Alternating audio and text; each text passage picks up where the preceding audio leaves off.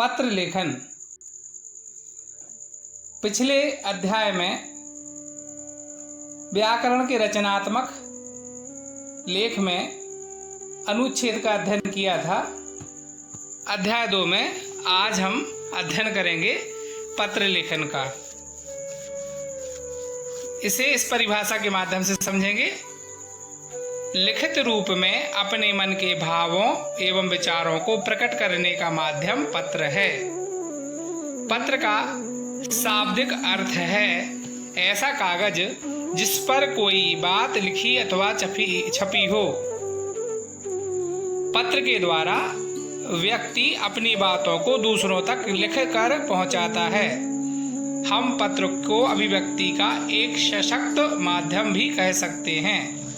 व्यक्ति जिन बातों को मौखिक रूप से कहने में संकोच करता है, उन सभी बातों को वह पत्र के माध्यम से लिखित रूप में खुलकर अभिव्यक्त करता है। दूर रहने वाले अपने संबंधियों अथवा मित्रों की कुशलता जानने के लिए तथा अपनी कुशलता का समाचार देने के लिए पत्र एक साधन है। इसके अतिरिक्त अन्य कार्यों के लिए भी पत्र लिखे जाते हैं। आजकल हमारे पास बातचीत करने, हाल चाल जानने के अनेक आधुनिक साधन उपलब्ध हैं, जैसे telephone, mobile phone, electronic mail, fax आदि। यह प्रश्न उठता है कि फिर भी पत्र लिखना सीखना क्यों आवश्यक है? पत्र लिखना अत्यंत महत्वपूर्ण ही नहीं अपितु अत्यंत आवश्यक है। कैसे? दूर रहने वाले अपने संबंधियों अथवा मित्रों की कुशलता जानने के लिए तथा अपनी कुशलता का समाचार देने के लिए पत्र एक साधन है। इसके अतिरिक्त अन्य कार्यों के लिए भी पत्र लिखे जाते हैं। जब आप विद्यालय नहीं जा पाते तब अवकाश के लिए प्रार्थना पत्र लिखना पड़ता है। सरकारी व निजी संस्थाओं के अधिकारियों को भी अपनी समस्याओं आदि की जानकारी देने के लिए पत्र लिखना पड़ता है। फोन आदि पर बातचीत अस्थायी होती है। इसके विपरीत लिखित दस्तावेज स्थायी रूप लेते हैं। पत्रों की उपयोगिता या महत्व। जिस प्रकार कुंजियां ताला खोलती हैं, उसी प्रकार पत्र हृदय के विभिन्न बटनों को खोलते हैं। मनुष्य की भावनाओं की स्वाभाविक अभिव्यक्ति पत्राचार से भी होती है। निश्चल भावों की और विचारों का आदान प्रदान पत्रों द्वारा ही संभव है। पत्र लेखन दो व्यक्तियों के बीच होता है। इसके द्वारा दो हृदयों का संबंध दृढ़ होता है। अतः पत्राचार ही एक ऐसा साधन है जो दूरस्थ व्यक्तियों को भावना की एक संगम भूमि पर ला खड़ा करता है और दोनों में आत्मीय संबंध स्थापित करता है। पत्र लिखने के लिए कुछ आवश्यक बातें। जिसके लिए पत्र लिखा जाए उसके लिए पद के अनुसार शिष्टाचार पूर्ण शब्दों का प्रयोग करना चाहिए। पत्र में हृदय के भाव स्पष्ट रूप से व्यक्त होने चाहिए। पत्र की भाषा सरल एवं शिष्ट होनी चाहिए। पत्र में बेकार की बातें नहीं लिखनी चाहिए। उसमें केवल मुख्य विषय के बारे में ही लिखना चाहिए। पत्र में आवश्यक आशा व्यक्त करने के लिए छोटे वाक्यों का प्रयोग करना चाहिए।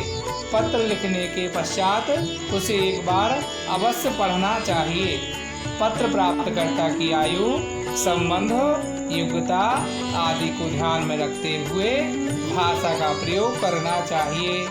अनावश्यक विस्तार से बचना चाहिए। पत्र में लिखी वर्तनी शुद्ध व लेख स्वच्छ होने चाहिए।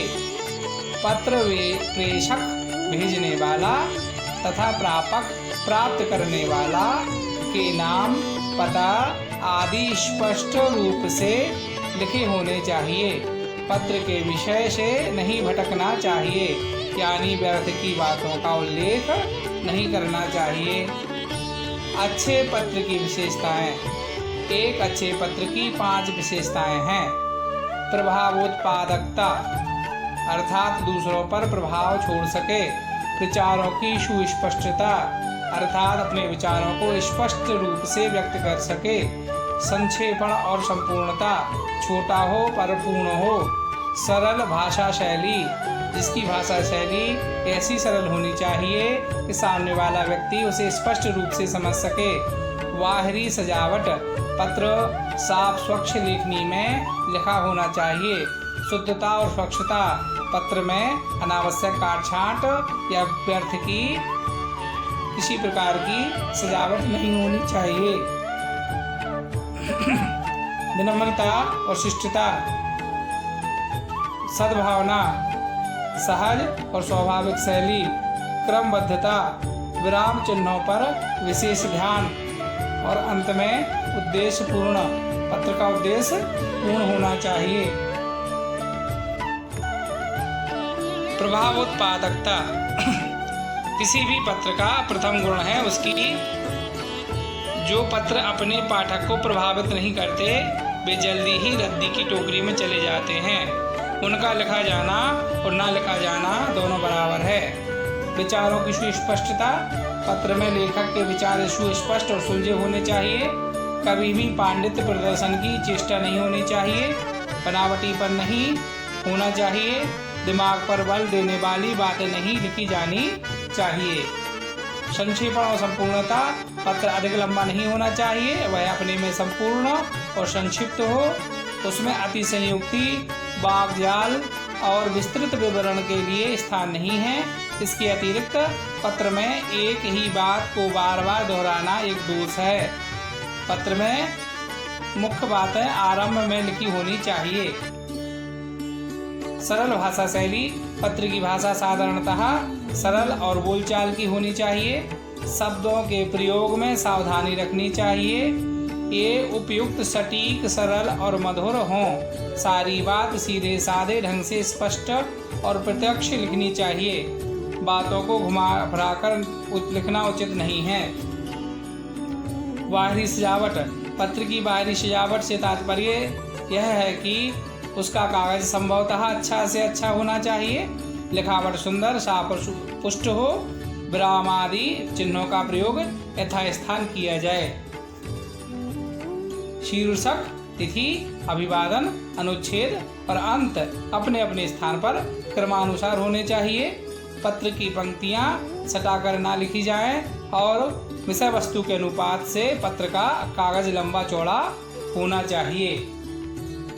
शुद्धता और स्वच्छता, शुद्धता की दृष्टि से पत्रों में यह ध्यान रखना चाहिए कि शब्द रचना और वाक्य विन्यास सही हो। उनमें वर्तनी और व्याकरणगत अशुद्धियां ना हो। अतः पत्र लिखने के बाद उसे एक बार पढ़ अवश्य लें। शब्द, वाक्य, व्याकरण आदि की अशुद्धियां रह जाने पर अर्थ का अनर्थ हो जाता है। विनम्रता और शिष्टाचार, विनम्रता व्यक्ति का ही नहीं पत्र का भी विशेष गुण है, क्योंकि पत्र लेखक का व्यक्तित्व झलकता है। आपकी मनः स्थिति कैसी भी क्यों ना हो, पत्र लिखते समय सदैव शिष्टता और विनम्रता का ही परिचय देना चाहिए। इस प्रकार आपके बिगड़े काम भी बन सकते हैं। इसके विपरीत शिष्टतापूर्ण पत्रों से कभी कभी बनते काम भी बिगड़ जाते हैं। इनका प्रतिकूल प्रभाव पड़ता है। सद्भावना, पत्र का सद्भावनापूर्ण होना जरूरी है। यदि आपको शिकायती पत्र भी लिखना पड़े तो उसमें आपको असद्भावना नहीं प्रकट होनी चाहिए। ऐसे मामलों में विवेक और संयम का ही परिचय देना चाहिए। धमकी, उपालंभ आदि का दुर्भाव प्रकट न करना ही श्रेयस्कर रहता है। सद्भावनापूर्ण पत्र समाज में आपस में प्रेम और भाईचारे को जन्म देते हैं। सहज और स्वाभाविक शैली, पत्रों की भाषा शैली सहज स्वाभाविक होनी चाहिए। उसमें कठिन शब्दों का प्रयोग नहीं करना चाहिए। सीधे साधे सरल शब्दों के चयन से विचारों की सच्चाई झलकती है। काव्यात्मक और कल्पना प्रधान शैली पत्र की स्वाभाविकता को नष्ट कर देती है। क्रमबद्धता, पत्र लेखन करते समय क्रमबद्धता का ध्यान रखना आवश्यक होता है। जो बात पत्र में पहले लिखी जानी चाहिए उसे पत्र में प्रारंभ में तथा बाद में लिखी जाने वाली बात को अंत में ही लिखना चाहिए। विराम चिन्हों पर विशेष ध्यान, पत्र में विराम चिन्हों को सही स्थान पर प्रयोग करना चाहिए। विराम चिन्हों का सही प्रयोग न होने से अर्थ का अनर्थ हो जाता है। उचित स्थान पर विराम चिन्हों का प्रयोग पत्र को आकर्षक बनाता है। उद्देश्यपूर्ण, पत्र इस प्रकार लिखा जाना चाहिए जिससे पाठक की हर जिज्ञासा शांत हो जाए। पत्र अधूरा नहीं होना चाहिए। पत्र में जिन बातों का उल्लेख किया जाना निश्चित हो उसका उल्लेख पत्र में निश्चित तौर पर किया जाना चाहिए। पत्र पूरा होने पर उसे एक बार अंत में पुनः पढ़ लेना चाहिए। पत्र के भाग या अंग, पत्र को जिस क्रम में प्रस्तुत किया जाता है अथवा लिखा जाता है वे पत्र के भाग कहलाते हैं। अनौपचारिक व औपचारिक पत्रों में पत्र के भाग सामान्य रूप से समान होते हैं। दोनों श्रेणियों के पत्रों में कुछ अंतर होता है जिसे यहाँ स्पष्ट किया गया है। सामान्यतः पत्र के निम्नलिखित भाग होते हैं। शीर्षक या आरंभ, पत्र के शीर्षक के रूप में पत्र लेखक का नाम व पता लिखा जाता है। एक तरफ से शीर्षक पत्र लेखक का परिचायक होता है, तत्पश्चात प्राप्तकर्ता का नाम व पता, जबकि औपचारिक पत्र में प्राप्तकर्ता का पद व मुख्यालय का पता लिखा जाता है। संबोधन एवं अभिवादन, पत्रों में संबोधन एवं अभिवादन का महत्वपूर्ण स्थान होता है।